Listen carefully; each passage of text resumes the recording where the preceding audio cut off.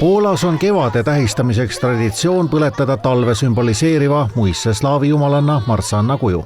Videos nähtav tseremoonia on filmitud Sopoti vabaõhumuuseumis. Rituaal sümboliseerib karmide talvede, nälja ja kõrge suremuse peletamist, nagu see oli varakeskajal.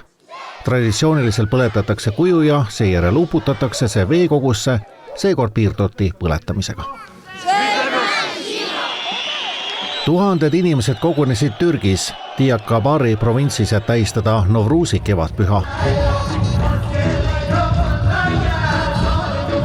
Novruz on iidne traditsioon, mis tähistab kevade saabumist ja looduse uuenemist. Pidustustel südatakse rituaalne tuli, millel on puhastav ja uue alguse sümboolne tähendus. Inimesed kogunevad, tantsivad, laulavad ning hüppavad üle tule, et jätta selja taha talv ja tervitada uut aastaaega. Tänapäevasem traditsiooni osa on poliitilised nõudmised, seekord nõuti Türgi valitsuselt vangistatud kurdi poliitikute vabastamist.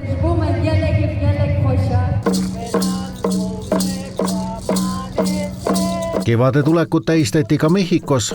Umbes 2000 aastat tagasi ehitatud päikesepüramiid asub ligikaudu 50 kilomeetri kaugusel Mexico Cityst.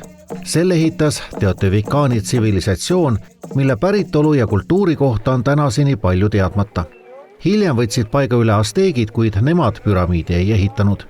Küll aga jätkasid nad tänapäevani kestvat usku, et kui seal kevadisel pööripäeval vaadata päikesetõusu, võib inimene koguda endasse maist energiat.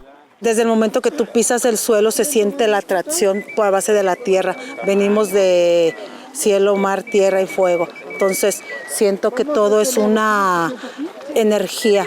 Somos energía. Entonces desde el momento que tú pisas aquí sientes la atracción. Es una vibra. Solamente es concentrarte y sentir en tu corazón y todo vibrará. Muidugi on kevade sümboliks ka õitsevad kirsid ja seda üle maailma. Kuigi see traditsioon on peamiselt seotud Jaapaniga, saab seda näha ka igal pool, lähemal Eestilegi, näiteks Londonis Kew botaanikaaias, kus Palmhouse'i lähedal õitsevad Yoshino kirsipuud.